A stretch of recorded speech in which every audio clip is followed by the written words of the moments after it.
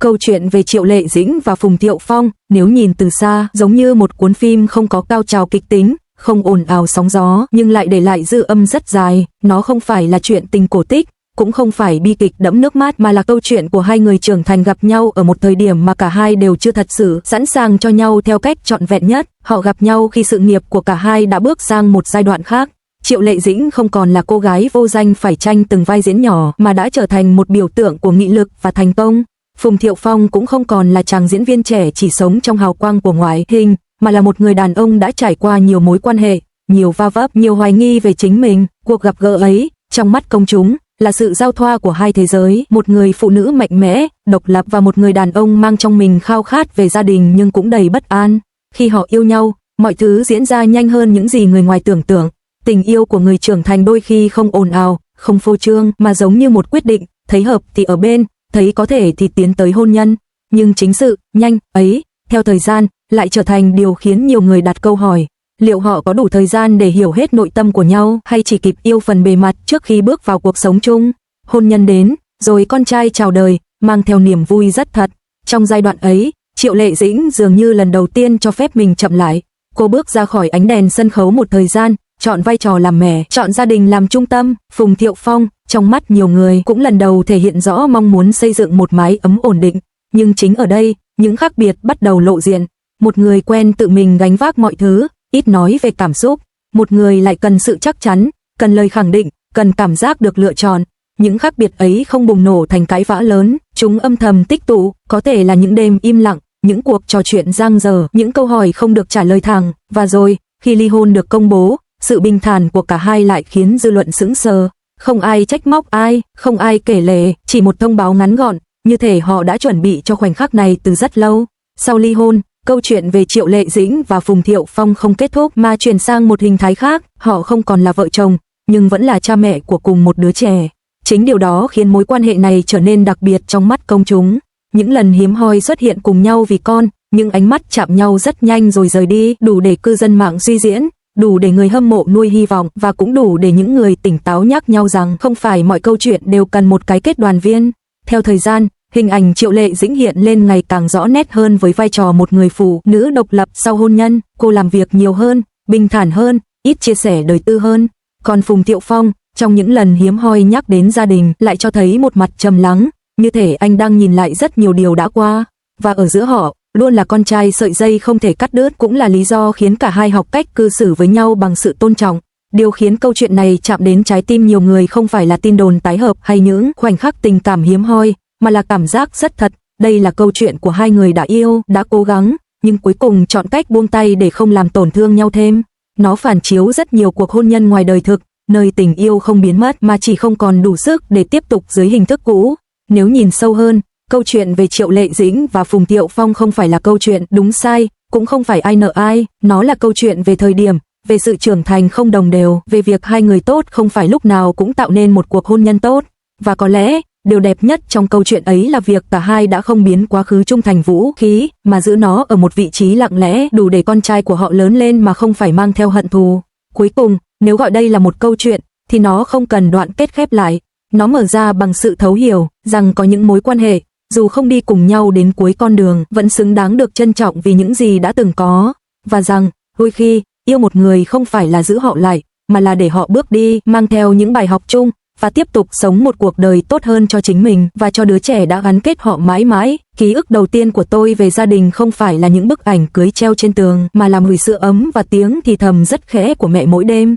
Khi ấy tôi còn quá nhỏ để hiểu thế nào là nổi tiếng, thế nào là áp lực, thế nào là hôn nhân. Tôi chỉ biết rằng trong vòng tay mẹ, thế giới rất yên. Bà cũng thường xuất hiện trong những ký ức đầu đời ấy, nhưng luôn vội vàng hơn. Bà bế tôi, cười với tôi, rồi lại đi. Khi còn bé, tôi nghĩ đó là điều bình thường của mọi gia đình. Rồi đến một ngày, tôi nhận ra có điều gì đó thay đổi. Tôi không còn thấy ba và mẹ cùng xuất hiện trong một khung hình nữa. Mẹ vẫn đưa tôi đi học, vẫn nắm tay tôi rất chặt, nhưng ánh mắt mẹ đôi khi trôi đi rất xa. Ba đến đón tôi nhiều hơn, nhưng mỗi lần ba đưa tôi về, mẹ không ra cửa tiễn như trước.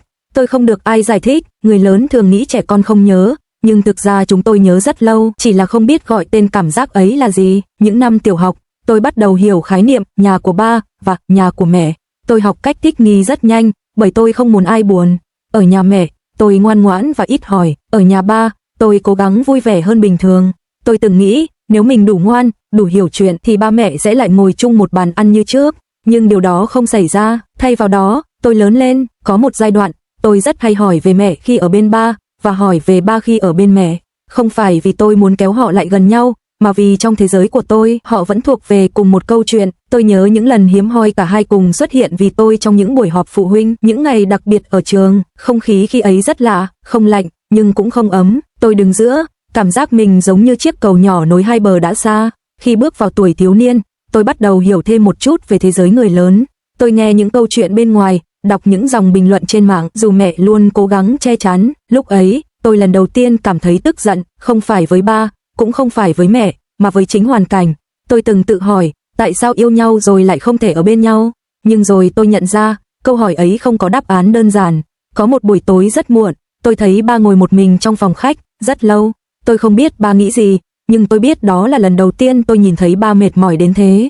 Sau này, tôi mới biết, đã từng có lúc ba mong muốn quay lại, không phải để sửa sai cho chính mình, mà vì ba nghĩ tôi cần mẹ ở bên nhiều hơn. Khi nghe điều đó, tôi không thấy hạnh phúc như tôi từng tưởng. Tôi chỉ thấy tim mình nặng xuống, bởi hóa ra, nỗi nhớ của tôi đã từng trở thành gánh nặng cho người lớn. Đến khi đủ trưởng thành, tôi hiểu rõ hơn về mẹ. Mẹ không lạnh lùng, cũng không vô tình, mẹ chỉ không muốn tôi lớn lên trong một gia đình mà người lớn phải cố gắng mỗi ngày để đóng vai hạnh phúc. Mẹ chọn sự thật, chọn bình yên lâu dài, thay vì một cuộc đoàn tụ ngắn ngủi nhưng đầy mệt mỏi. Và ba, theo cách riêng của mình, cũng học được cách yêu tôi mà không kéo mẹ trở lại bằng sự day dứt. Khoảnh khắc tôi nói ra câu, con chỉ mong ba mẹ hạnh phúc, dù ở bên nhau hay không, không phải là bộc phát, đó là kết quả của rất nhiều năm quan sát, rất nhiều đêm suy nghĩ. Tôi nói câu ấy không phải để kết thúc một câu chuyện, mà để trả lại tự do cho cả hai, tự do được sống mà không phải nhìn tôi với ánh mắt áy náy. Giờ đây, khi nhìn lại dòng thời gian của chính mình, tôi không còn tiếc nuối như trước. Tôi biết mình không có một gia đình trọn vẹn theo hình thức truyền thống, nhưng tôi có hai người luôn đặt tôi ở vị trí rất cao trong cuộc đời họ. Tôi lớn lên với sự thật, với tình yêu không giả vờ, và với bài học rằng, đôi khi chia tay không phải là thất bại mà là cách người lớn bảo vệ nhau và bảo vệ con cái theo cách ít tổn thương nhất. Câu chuyện về ba mẹ tôi, nếu kể lại theo dòng thời gian của tôi, không phải là câu chuyện buồn. Nó là câu chuyện của sự trưởng thành của hai người lớn học cách buông tay và của một đứa trẻ học cách hiểu rằng hạnh phúc có rất nhiều hình dạng. Và hình dạng mà tôi có, dù không hoàn hảo, vẫn đủ đầy theo cách của riêng nó. Nhiều năm sau, khi tôi đứng trước lễ đường của chính mình, tôi bỗng nhận ra thời gian đã đi xa hơn những gì tôi từng tưởng. Tôi đã trở thành người đàn ông mà ngày nhỏ tôi không hình dung nổi, đủ trưởng thành để hiểu, đủ bình thản để không còn hỏi. Giá như, trong khán phòng hôm ấy, ba và mẹ tôi ngồi ở hai hàng ghế khác nhau, không quá gần, cũng không quá xa, giữa họ không còn sự lúng túng của những năm đầu sau ly hôn, mà là một khoảng cách vừa đủ của hai người đã học cách tồn tại song song trong cuộc đời của nhau. Tôi nhìn thấy ba chỉnh lại cà vạt rất lâu trước khi bước vào. Ba đã già hơn trong ký ức của tôi, nhưng ánh mắt vẫn vậy, chỉ là bớt đi sự bất an, thêm vào đó là một vẻ lặng lẽ, chín chắn. Mẹ thì ngồi thẳng lưng, đôi tay đặt nhẹ trên đầu gối, ánh mắt dõi theo tôi với sự tự hào không che giấu. Mẹ vẫn luôn như thế, mạnh mẽ, điềm tĩnh, nhưng trong ngày hôm đó, tôi biết mẹ đã cho phép mình mềm lại một chút. Khi nghi thức bắt đầu, tôi đứng giữa lễ đường, nghe người chủ hôn nói về gia đình, về cam kết, về việc chọn ở lại bên nhau mỗi ngày. Tôi bất giác nghĩ đến ba mẹ, nghĩ đến việc họ đã từng đứng ở vị trí của tôi, từng hứa với nhau những lời rất giống. Nhưng tôi không thấy buồn, ngược lại, tôi thấy biết ơn, bởi nhờ câu chuyện của họ, tôi hiểu rằng hôn nhân không phải là lời thề vĩnh viễn, mà là một hành trình cần sự lựa chọn liên tục và trung thực. Trong khoảnh khắc tôi nói lời thề với người phụ nữ bên cạnh, tôi nhìn xuống hàng ghế khán giả. Bà nhìn tôi, gật đầu rất nhẹ, mẹ mỉm cười, mắt hơi đỏ, không có giọt nước mắt nào rơi xuống ồn ào, nhưng trong ánh mắt của họ, tôi thấy một sự hòa giải rất yên, không phải hòa giải với nhau, mà là hòa giải với quá khứ. Sau buổi lễ, khi khách khứa đã vãn bớt, ba và mẹ đứng cạnh nhau ở một góc yên tĩnh. Họ nói chuyện về tôi, về cuộc sống mới của tôi, về những điều rất đời thường. Không ai nhắc đến hai chữ giá như, không ai nhắc đến những năm tháng đã qua như một vết thương. Mọi thứ trôi qua tự nhiên đến mức tôi chợt hiểu đây chính là phiên bản tốt nhất của mối quan hệ ấy, không phải vợ chồng, nhưng là cha mẹ, không còn chung một con đường, nhưng vẫn chung một điểm tựa. Tối hôm đó, khi tôi tiễn ba mẹ ra về, tôi bất ngờ nói một câu mà chính tôi cũng không chuẩn bị trước, cảm ơn ba mẹ. Bà sững lại một chút, mẹ quay sang nhìn tôi không giải thích thêm, vì tôi biết họ hiểu, đó là lời cảm ơn vì đã không biến tôi thành lý do để níu kéo, cũng không biến tôi thành nạn nhân của sự đổ vỡ. Họ đã cho tôi một tuổi thơ không hoàn hảo, nhưng chân thật. Và chính điều đó giúp tôi bước vào hôn nhân của mình với đôi mắt tỉnh táo và trái tim không sợ hãi. Khi xe ba mẹ khuất dần, tôi quay lại nắm tay vợ. Tôi biết, câu chuyện của gia đình tôi đã khép lại ở đây không bằng một cái ôm đoàn tụ, không bằng một phép màu tái hợp, mà bằng sự trưởng thành của tất cả những người trong cuộc. Ba mẹ tôi đã đi qua yêu thương, nghi ngờ, chia ly, và cuối cùng là thấu hiểu.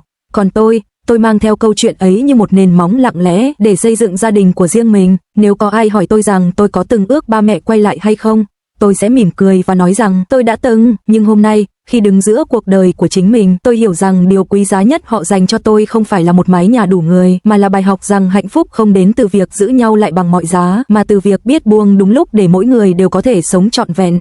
Và đó là cách câu chuyện của Triệu Lệ Dĩnh và Phùng Thiệu Phong kết thúc trong cuộc đời tôi, không ồn ào, không tiếc nuối, chỉ còn lại sự bình yên rất thật, như một dấu chấm nhẹ nhàng sau một câu chuyện dài.